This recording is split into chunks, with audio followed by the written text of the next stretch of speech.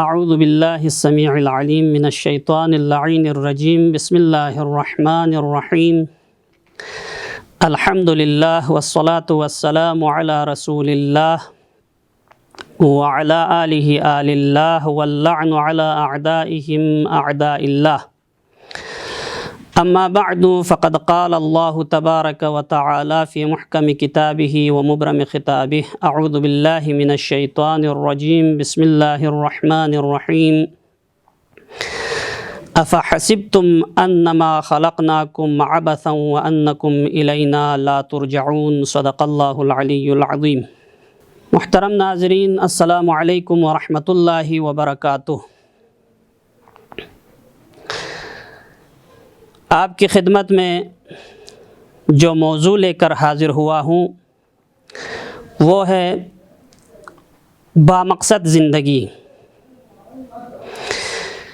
ہماری زندگی کا مقصد کیا ہے، اور جب اس مقصد کا ہمیں علم ہو جائے، پتہ چل جائے، تو ہم اس مقصد کے مطابق اپنی زندگی کیسے گزاریں تاکہ ہماری زندگی بامقصد بن جائے۔ اب دیکھنا یہ ہے کہ ہماری زندگی کا مقصد کیا ہے۔ مختلف لوگوں کے مختلف نظریات ہوتے ہیں۔ کسی کا نظریہ یہ ہوتا ہے کہ اس کی زندگی کا مقصد مال و دولت جمع کرنا ہے، اس کی نظر فقط اس دنیا تک محدود ہے۔ کسی کا نظریہ یہ ہے کہ اس کا ہم و غم پوری زندگی جو ہے وہ ایک مقام اور منصب کو حاصل کرنے کے لیے اپنی زندگی کو گزارتا ہے تاکہ اس مقام اور منصب تک پہنچ جائے۔ اس کی زندگی کا مقصد یہ ہے۔ اسی طرح مادی مقاصد اور دنیاوی مقاصد ہیں، اور دنیا والے بھی اس کو کامیاب زندگی گزارنے والا اور بامقصد زندگی گزارنے والا کہتے ہیں۔ لیکن جس نے ہمیں زندگی دی ہے،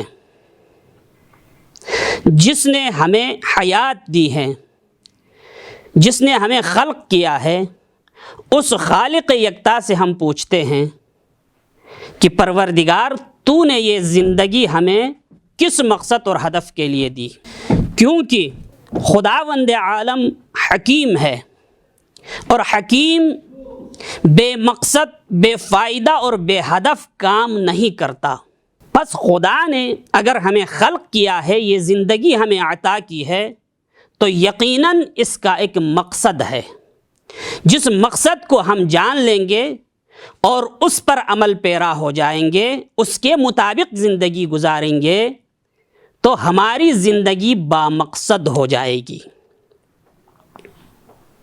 اور خداوند عالم نے جس آیت کی میں نے تلاوت کی، خداوند عالم نے اس آیہ مبارکہ میں یہ فرمایا، افحسبتم انما خلقناکم عبثا، کیا تم یہ گمان کرتے ہو، یہ سوچتے ہو کہ تمہیں ہم نے عبث اور بے فائدہ اور بے مقصد خلق کیا ہے؟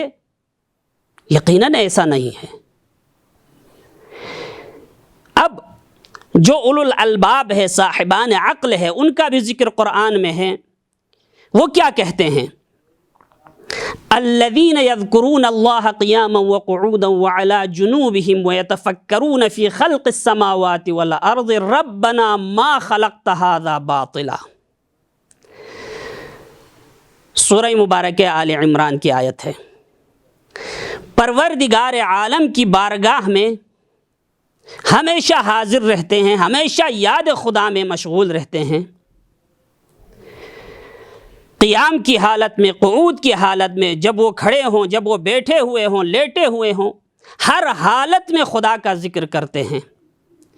وہ اولو الالباب کیا کہیں، اور ان کا کام کیا ہے؟ وہ زمین و آسمان کی خلقت میں فکر کرتے ہیں، تفکر کرتے ہیں۔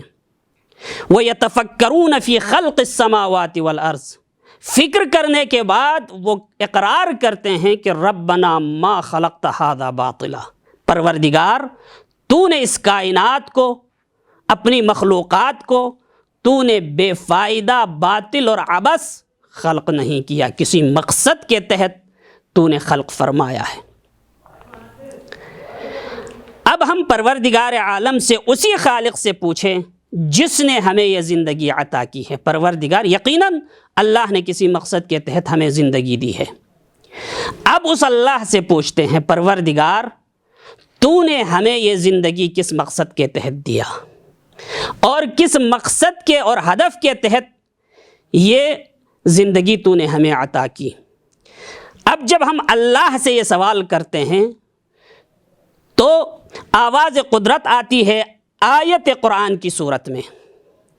خدا گویا ہمارے اس سوال کا جواب دے رہا ہے کہ فرمایا وَمَا خَلَقْتُ الْجِنَّ وَالْإِنسَ إِلَّا لِيَعْبُدُونَ۔ سورہ والذاریات میں ارشاد رب العزت ہو رہا ہے کہ جن و انس کو خلق کرنے کا مقصد فقط اور فقط بندگی خدا ہے، اللہ کی بندگی ہے۔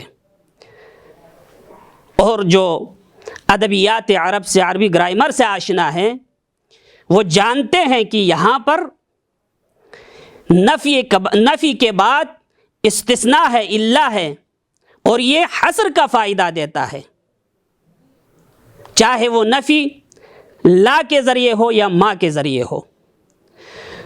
تو یہاں پر وَمَا خَلَقْتُ الْجِنَّ وَالْإِنسَ إِلَّا لِيَعْبُدُونَ، پس یہاں پر جب حصر کا فائدہ دیتا ہے تو پروردگار عالم یہ فرما رہا ہے کہ جن و انس کو خلق کرنے کا فقط اور فقط مقصد یہ ہے کہ میری بندگی کرے۔